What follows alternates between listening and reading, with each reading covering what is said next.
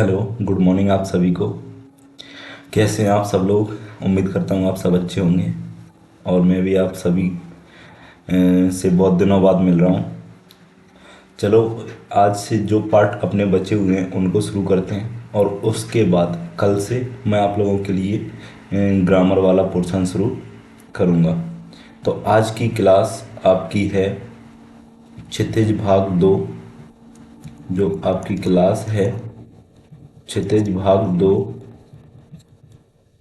और इसके आपके पार्ट नंबर 5 और 6 जो आपके बचे हैं।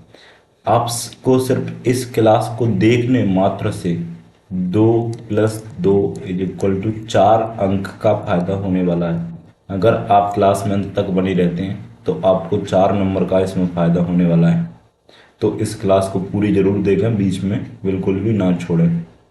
चलो शुरू करते हैं। पार्ट 5 अपना है। पार्ट 5 का नाम है नौबत खाने में इबादत। नौबत खाने में इबादत, जो कि एक मोस्ट इम्पोर्टेंट पार्ट है। और कभी कभी तो यही पूछ लिया जाता है कि नौबत खाने में इबादत पार्ट किसके बारे में है और इसके लेखक और इसकी गद्य की विधा, जो कि एक ओटी तो आपकी यहीं से इसमें से 100% चांस है बनने की। ये जो पूरा पार्ट है वो है बिस्मिल्लाह खां के बारे में। किसके बारे में है? बिस्मिल्लाह खां के बारे में ये पूरा पार्ट है। और इसके लेखक हैं यतीन्द्र मिश्र। और ये आधुनिक कवि हैं, लेखक हैं। कौन है ये? आधुनिक लेखक, यानी कि अभी वर्तमान में भी ये लेखन कार्य करते हैं, जिनका नाम है यतीन्द्र मिश्र। 1977 में इनका जन्म हुआ। और इनका जन्म हुआ, ये लिखा हुआ है नीचे, यतीन्द्र मिश्र का जन्म अयोध्या उत्तर प्रदेश में हुआ था, जो कि मोस्ट इम्पोर्टेंट बिंदु है। किसी भी लेखक का जन्म स्थान किसी भी लेखक का जन्म स्थान इम्पोर्टेंट है, किसी का भी पूछा जा सकता है। और साथ में सन, तो 1977 में लेखक यतीन्द्र मिश्र का जन्म हुआ था, ये अपन को याद रखना है। और ये आधुनिक लेखक हैं जो अभी वर्तमान में लेखन का कार्य कर रहे हैं। इसकी जो गद्य की विधा है वो है व्यक्ति चित्र। क्या है? व्यक्ति चित्र। एक तरीके से अपन इसको रेखा चित्र भी कह सकते हैं, लेकिन ये पूर्ण रूप से रेखा चित्र भी नहीं है, ना ही ये संस्मरण है। इसमें एक व्यक्ति के चित्र को दिखाया गया है, यानी कि उसके जो जीवन में हुई घटित घटनाओं के बारे में लिखा गया है।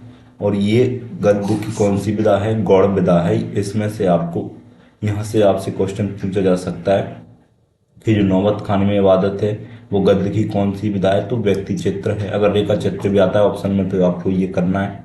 और इसके लेखक यतीन्द्र मिश्र हैं, जो आधुनिक लेखक हैं। और सन 1977 में उनका जन्म हुआ था। और उनका जन्म कहाँ पर हुआ था? अयोध्या में। अयोध्या उत्तर प्रदेश। देखो, अधिकांश कवि उत्तर प्रदेश के हैं। अधिकांश कवि और लेखक कहाँ के हैं? उत्तर प्रदेश के हैं। कुछ ही हैं जो पंजाब, बिहार और पश्चिम बंगाल के हैं, लेकिन अधिकांश कवि और लेखक कहाँ के हुए हैं? हिंदी के, उत्तर प्रदेश के। चलो आगे देखते हैं।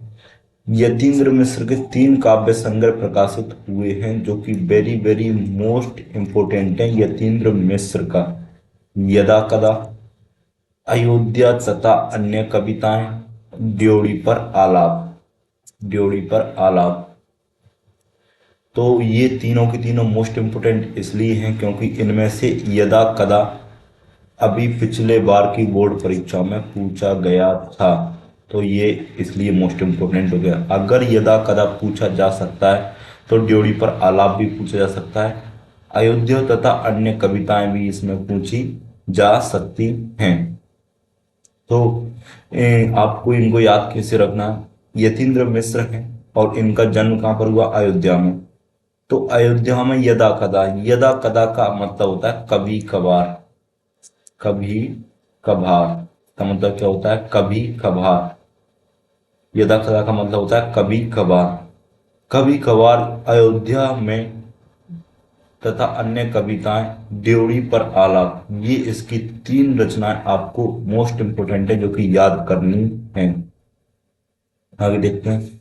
यतीन्द्र मिश्र ने शास्त्रीय गायिका गिरिजा देवी के जीवन और संगीत साधना पर एक पुस्तक गिरिजा लिखी। ये ज्यादा इंपॉर्टेंट नहीं है, इसको छोड़ो। नौबत खाने में इबादत, प्रसिद्ध शहनाई वादक उस्ताद बिस्मिल्लाह खां पर रोचक शैली में लिखा गया व्यक्ति चित्र है, जो कि वेरी वेरी मोस्ट इंपोर्टेंट आपका बिंदु है। नौबत खाने में इबादत, प्रसिद्ध शहनाई वादक उस्ताद बिस्मिल्लाह खां, यानी कि जो पूरा पाठ है नौबत खाने में इबादत, ये किसके लिए? शहनाई वादक। तो इसमें आपके कई सारे क्वेश्चन इसी बिंदु में से बनते हैं कि एक तो नौबत खाने में इबादत पाठ किसके ऊपर लिखा गया? उस्ताद बिस्मिल्लाह खां के बारे में पूरा पाठ है। उस्ताद बिस्मिल्लाह खां क्या काम करते थे? तो ये शहनाई वादक, यानी कि शहनाई को बजाने का काम ये करते थे। चलो आगे देखते हैं।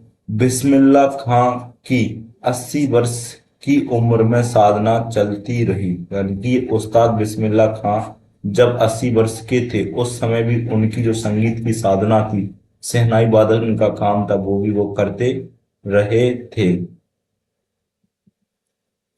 आगे देखिए। यतीन्द्र मिश्र संगीत की शास्त्रीय परंपरा के गहरे जानकार हैं। ये बिंदु मोस्ट इंपोर्टेंट है, ये बिंदु आपका मोस्ट इंपोर्टेंट बिंदु है। उस्ताद बिस्मिल्लाह खां शहनाई वादन के लिए प्रसिद्ध थे, ये मैं आप लोगों को अभी बता चुका हूं। बिस्मिल्लाह खां का वास्तविक नाम अमीरुद्दीन है, वेरी वेरी मोस्ट इंपोर्टेंट बिंदु। जब ये पाठ शुरू होता है, जब ये पाठ शुरू होता है तो ये बिस अमीरुद्दीन के नाम से शुरू होता है, और इसकी उम्र शुरू में कितने वर्ष रहती है? 6 वर्ष।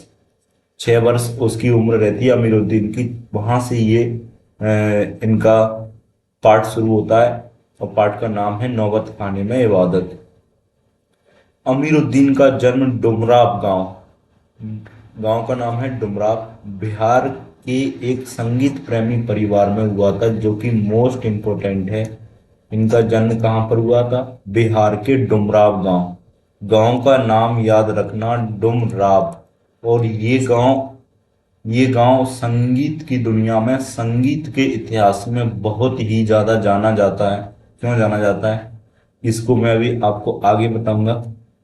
डुमराव गांव, ये क्वेश्चन भी इंपोर्टेंट कि डुमराव शहनाई की दुनिया में क्यों याद किया जाता है। Very very most important question है इस साल के लिए, 2 नंबर का। तो इन अमीरुद्दीन का जन्म कहां पर हुआ था? डुमराव में। शहनाई बजाने के लिए रीड का प्रयोग होता है, और रीड अंदर से पोली होती है। और इसके बाद अगला देखो, रीड नरकट एक प्रकार की घास से बनाई जाती है, जो सोन नदी के किनारे, सोन नदी के किनारे डुमराव गांव, सोन नदी के किनारे डुमराव गांव में पाई जाती है। कहां पर पाई जाती है? अगर ऐसा क्वेश्चन आता है कि शहनाई की दुनिया में डुमराव को क्यों याद किया जाता है, तो इसका आंसर बनेगा शहनाई बजाने के लिए, यहां से शहनाई बजाने के लिए रीड का प्रयोग होता है, और रीड अंदर से पोली होती है। तो रीड जिस चीज की बनती है वो नरकट से बनती है। रीड किससे बनती है? नरकट से। ये भी एक क्वेश्चन बनता है आपका कि रीड किस चीज से बनती है? नरकट से। और ये क्वेश्चन ये बनता है कि रीड बजाने के लिए शहनाई बजाने के लिए किसका प्रयोग किया जाता है? रीड का। शहनाई बजाने के लिए किसका प्रयोग किया जाता है? रीड का। और रीड अंदर से कैसी होती है? पोली। और रीड किस चीज से बनाई जाती है? तो रीड बनाई जाती है नरकट से, जो कि एक प्रकार की घास है। जिस प्रकार बांस का पेड़ होता है, जिस प्रकार बांस का पेड़ होता है अंदर से पोला, उसी प्रकार रीड नरकट एक प्रकार की घास से बनाई जाती है, जो कि सोन नदी के किनारे पर पाई जाती है। और सोन नदी के किनारे पर किस गांव में? डुमराव गांव में पाई जाती है।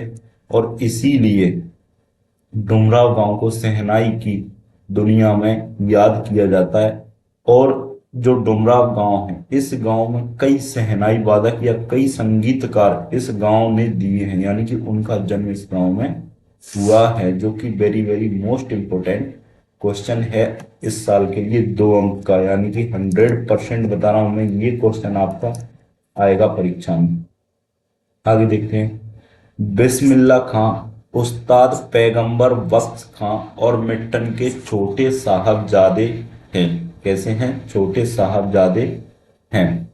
तो ये भी आपका very very most important question है। इसमें आपके दो क्वेश्चन निकल के आते हैं कि एक तो जो बिस्मिल्लाह खां हैं उनके पिताजी का नाम क्या है? पैगंबर बख्श खां। ये उनके पिताजी का नाम है पैगंबर बख्श खां। और मिट्ठन, उन्हीं का नाम था मिट्ठन, के छोटे साहबजादे हैं।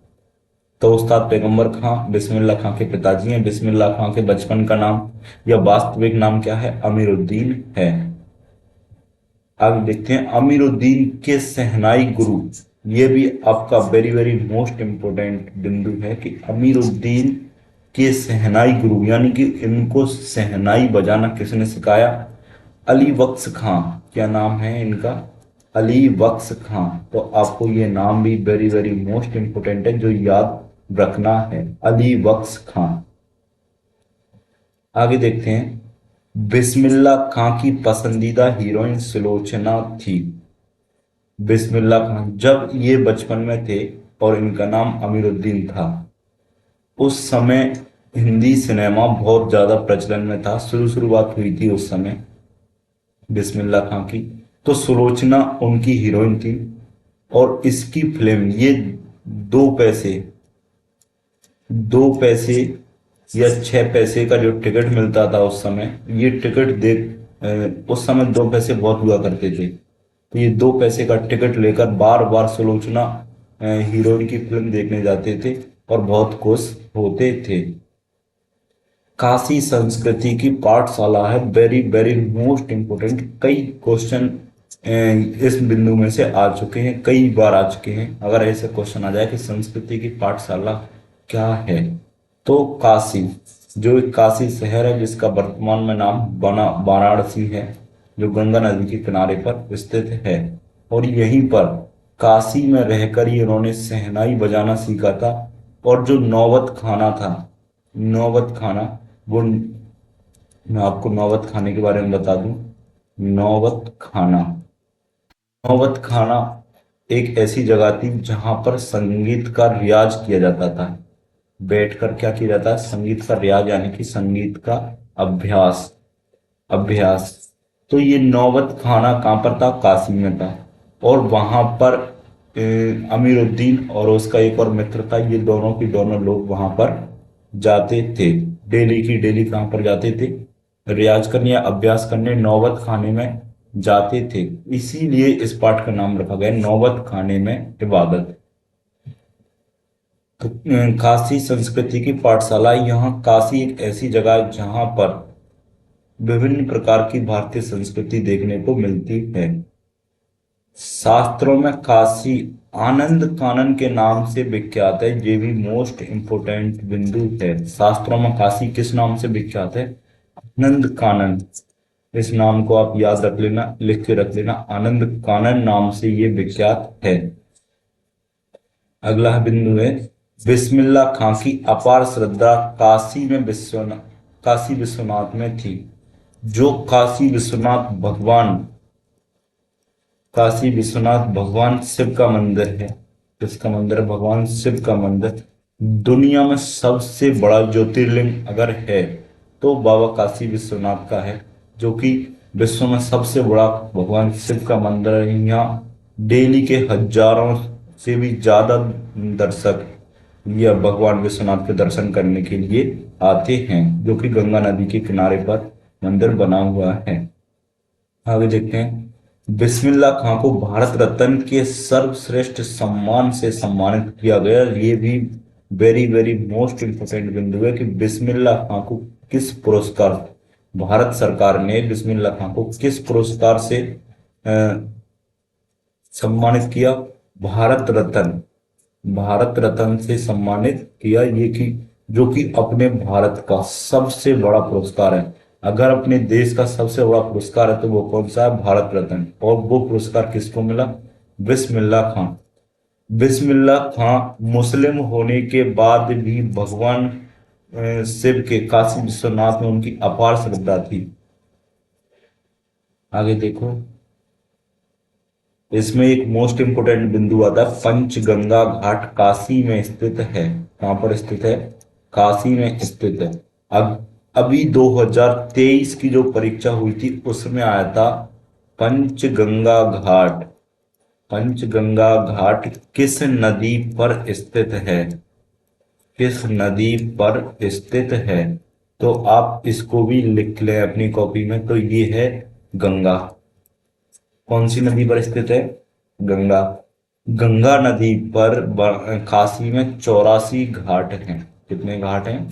84 घाट हैं। उनमें से कुछ ही घाट फेमस हैं, जैसे दशाश्वमेध घाट, मणिकर्णिका घाट, 80 घाट और पंचगंगा घाट। ये कुछ ही घाट हैं जो कि ज्यादा फेमस हैं। आगे देखते हैं, काशी में मरण भी मंगल माना गया है। काशी में मरण क्या माना गया है? मंगल। ये मैं आप लोगों को कई बार बता चुका हूं कि काशी में मरण को मंगल माना गया, यानी कि ये हिंदू धर्म या और मुस्लिम धर्म के लोगों की मान्यता है कि काशी में मरने पर, काशी में अगर किसी की मृत्यु होती है तो क्या मिलता है? मोक्ष की प्राप्ति होती है। किसकी प्राप्ति होती है? मोक्ष की प्राप्ति होती है, यानी कि शुभ माना जाता है। मंगल यानी कि शुभ माना जाता है। वहां पर मृत्यु होना क्या माना जाता है? शुभ माना जाता है, यानी कि मंगल माना जाता है। और काशी में मरने से किसकी प्राप्ति होती है? मोक्ष की प्राप्ति होती है। यही कारण है, यही कारण है कि लोग, हिंदू धर्म के लोग, जब किसी व्यक्ति की मृत्यु हो जाती है उसकी अस्थियां विसर्जित करने के लिए गंगा नदी में जाते हैं। कहाँ पर जाते हैं? गंगा नदी में, काशी में जाते हैं। यही कारण है, क्योंकि काशी में मोक्ष की प्राप्ति को माना गया है। आगे देखते हैं, इस धरती पर सहनाई और काशी से बढ़कर कोई जन्नत नहीं है। ये कौन मानते हैं? ये उस्ताद बिस्मिल्लाह खां मानते हैं कि अगर इस धरती पर सहनाई और काशी से बढ़कर कोई जन्नत नहीं है, यानी एक तो सहनाई बजाने में जन्नत है और दूसरा काशी में रहने में जन्नत है। ये किसने माना है? तो ये माना है उस्ताद बिस्मिल्लाह खां ने। चलो आगे बढ़ते हैं। जो मैं आप लोगों को बता रहा हूं आप इनके स्क्रीनशॉट लेते चलिए। इसका एक एक बिंदु आपके लिए मोस्ट इंपोर्टेंट है। यतीन्द्र मिश्र वाला अपना पाठ चल रहा है अभी।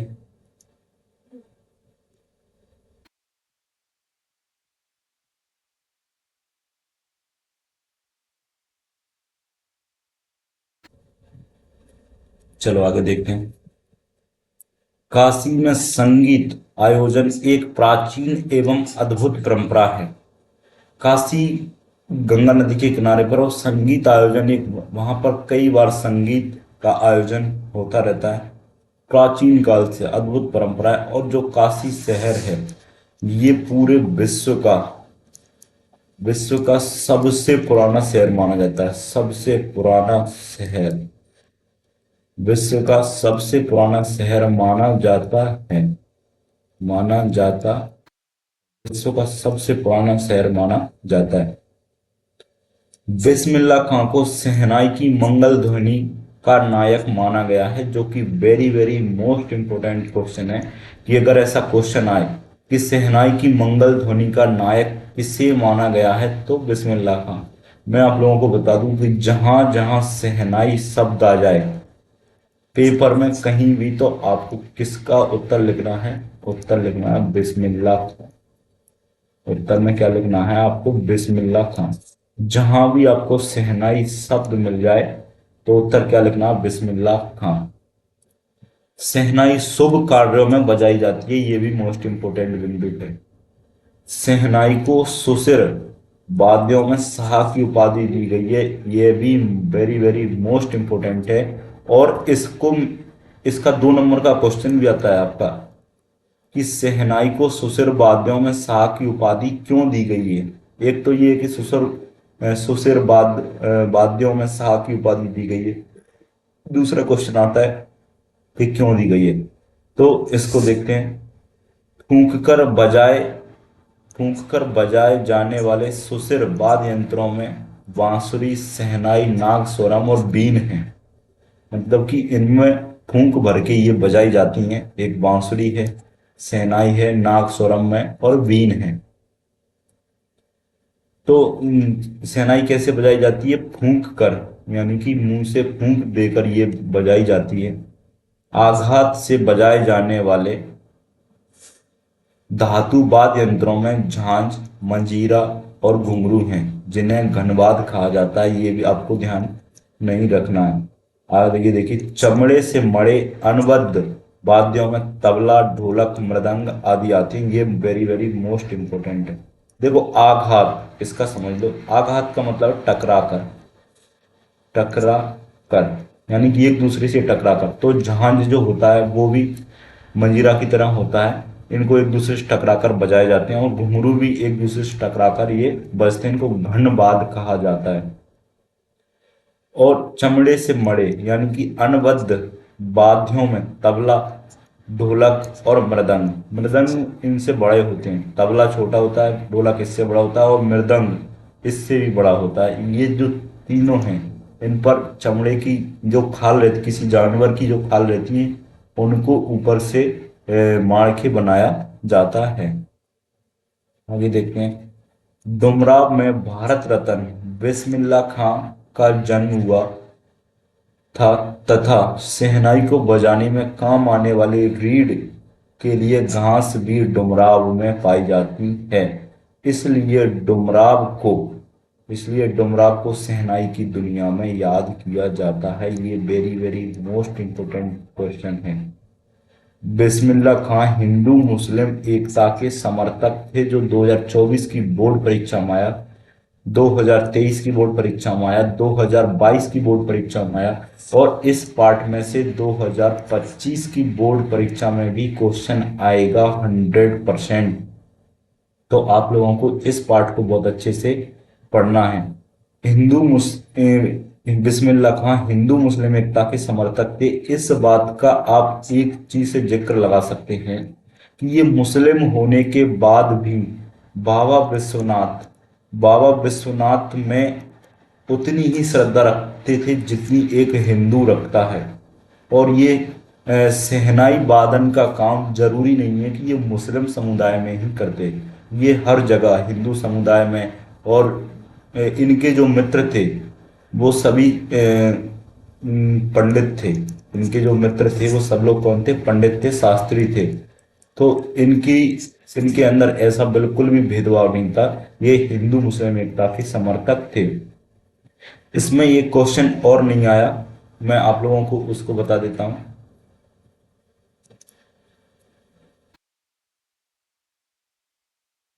क्वेश्चन है कि अमीरुद्दीन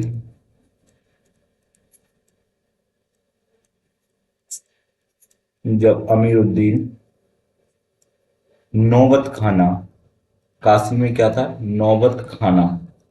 जब ये नौबत खाने में जाते थे, मतलब इनका रास्ता था और रास्ते में इनके लिए घर पड़ता था। क्या? एक घर। और वो घर किसका था? रसूलन बाई प्लस बतूलन बाई। बतूलन बाई। और ये दोनों की दोनों क्या करती थी? ये संगीतकार थी दोनों। जब ये रास्ते में जाते थे, अमीरुद्दीन और इनके दोनों में एक मित्र और था, तो इनके रास्ते में एक घर पड़ता था और वो घर किसका था? रसूलन बाई और बतूलन बाई। तो इन दोनों के संगीत को सुनने के लिए ये इसी रास्ते से जाते थे, जो कि शॉर्टकट का रास्ता था, गलियों से होते हुए पैदल पैदल जाते थे। और इनके घर की दीवार से चिपक कर इनके संगीत को ये दोनों की दोनों मित्र सुनते थे। तो अगर ऐसा क्वेश्चन आए कि अमीरुद्दीन या शहनाई वादक उस्ताद बिस्मिल्लाह खां किन दो महिलाओं के संगीत से प्रभावित थे, तो एक का नाम है रसूलन बाई और दूसरी का नाम है बतूलन बाई। ये दोनों की दोनों बहनें थीं और बहुत ही प्रसिद्ध, काशी की बहुत ही प्रसिद्ध संगीतकार थीं, जो कि इनके संगीत से उस्ताद बिस्मिल्लाह खां बचपन में बहुत ज़्यादा प्रभावित थे। इसके बाद ये इनसे मिलने गए और इनसे इन्होंने सीखा भी बहुत, संगीत का बहुत कुछ। तो अपना पाठ आज उस्ताद बिस्मिल्लाह खां वाला नौबत खाने में इबादत यहीं पूरा होता है। उम्मीद करता हूँ कि आपको समझ में आया होगा। आपको अगर नहीं आता है समझ में तो किताब साथ में लेकर बैठें या एक कॉपी साथ में लेकर बैठें, जो भी मैंने इंपोर्टेंट बिंदु बनाए आप उनको नोट करते जाएं। और मैं आपको कल की क्लास में पाठ 6 पढ़ाऊंगा और उसके बाद आगे से आपका जो व्याकरण वाला पोर्शन है वो मैं आपको डेली डेली कराता जाऊंगा। और साथ ही मैं आपके लिए लेके आ रहा हूँ टेस्ट सीरीज, टेस्ट सीरीज जिसमें आपके लिए डेली का एक टेस्ट, जो मॉडल टेस्ट हैं, आपको मात्र 4 टेस्ट, 4 टेस्ट में सॉल्व करवाऊंगा। और उन 4 टेस्टों में से जो आपका 75 नंबर का, 75 अंक का जो पेपर आता है, उन 4 टेस्टों में से आपका 70 नंबर का 100% आ जाएगा। तो आप बिल्कुल भी उन टेस्ट की क्लासों को छोड़े ना। मैं 1 या 2 दिन में वो शुरू करूंगा। अभी आज के लिए आपका इतना ही काफी है। आज की क्लास को यहीं पर खत्म करते हैं।